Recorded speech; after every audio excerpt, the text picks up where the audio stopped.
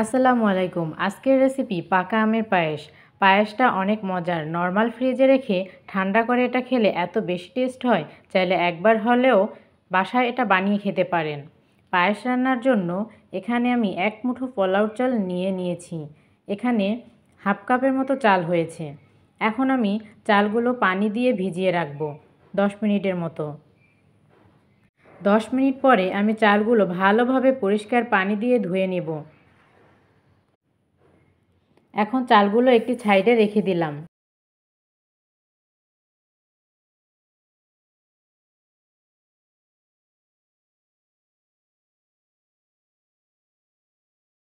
এখন আমি নিয়ে নিচ্ছি 2টি পাকা আম। চেষ্টা করবেন এখানে পাকা ও মিষ্টি আম নেওয়ার, তাহলে ফিরনিটি খেতে দারুণ হয়। এখন আমি আমগুলোর খোসা ছাড়িয়ে নিলাম।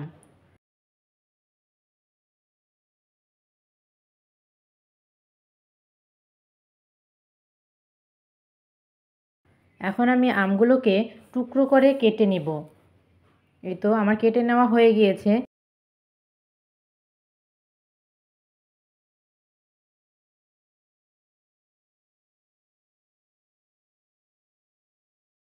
এবার আমগুলোকে একটি ব্লেন্ডার জারে দিয়ে দিলাম।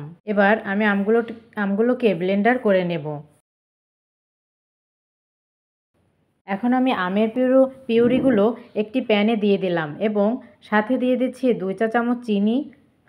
এখন এগুলো নেড়েচেড়ে দিব। তো বন্ধুরা, আমের পিউরিটির মধ্যে যে চিনি দিয়েছিলাম তা অনেকটাই গলে গিয়েছে।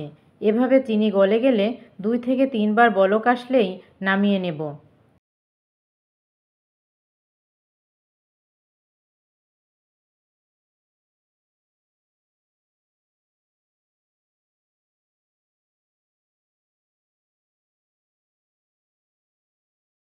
এবং একটি বাটিতে ঢেলে রেখে দেব ঠান্ডা হওয়ার জন্য।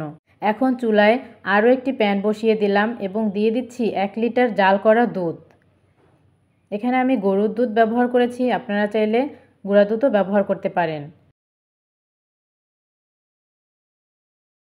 এখন দিয়ে দিচ্ছি আগে থেকে ধুয়ে রাখা পোলাওর চাল। আরও দিয়ে দিচ্ছি হাফ চা চামচ লবণ। এবার ঢাকনা দিয়ে ঢেকে দিলাম চাল সিদ্ধ হওয়ার জন্য।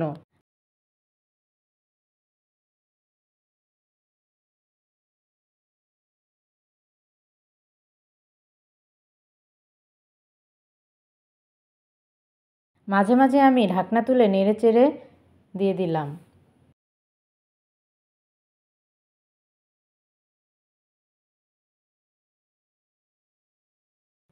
এই তো চালটা পুরোপুরি সিদ্ধ হয়ে গিয়েছে আর দুধটাও ঘন হয়ে গিয়েছে। এতে করে আমার সময় লেগেছে 12 মিনিটের মতো। এখন আমি দিয়ে দিচ্ছি 2 চা চামচ গুঁড়া দুধ। এখন এগুলো একটু নেড়েচেড়ে মিশিয়ে দিলাম। এবার দিয়ে দিচ্ছি 4 চামচের মতো চিনি। আবারও একটি হ্যান্ড মিক্সার দিয়ে ভালোভাবে মিক্সড করে নেব।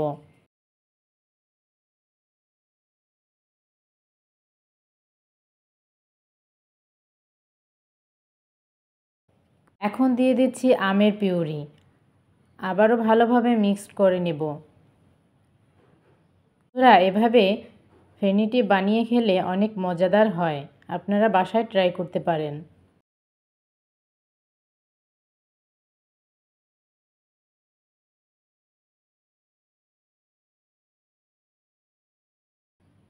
3 মিনিট জাল করার পর আমি দিয়ে দিলাম কিছু বাদাম কুচি ও কিশমিশ। নেড়েচেড়ে দিলাম এবং 2 থেকে 3 মিনিট জাল করে নিলাম। তৈরি হয়ে গিয়েছে আমের পায়েস। এখন পরিবেশন করে নেব।